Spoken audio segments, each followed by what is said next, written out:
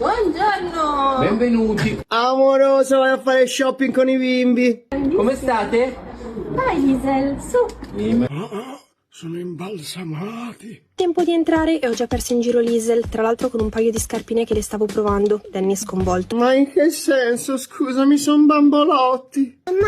Mamma, me lo prende, ma? Ecco. Ma la voce è nella tua testa, la voce è inquietante sta roba. Ti andrebbe nella manica, secondo me è un po' corta, Lisi, vuoi provare? Spoiler, era cortissima, a volte non mi rendo conto di quanto sia cresciuta. Ma cresciuta in che senso? In che senso cresciuta? Lei è una bambola di plastica.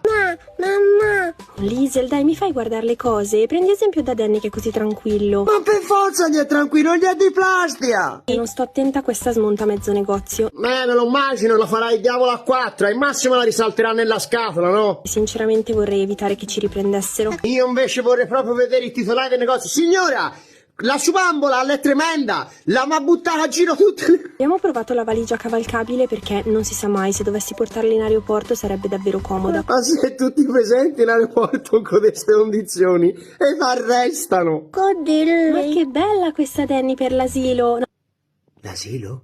Lisi, Ma io stai ferma. vorrei vedere. Liesel, Mamma, non toccare guarda tutto. questo. Ascoltami. Come vedete è assolutamente inutile che io cerchi di imporre la mia autorità perché tanto non mi ascoltano. Levagli le pile. non compri questo? Ma la voce è nella tua testa, è doppia, chi la fa?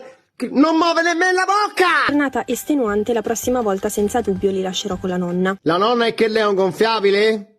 Povero mondo.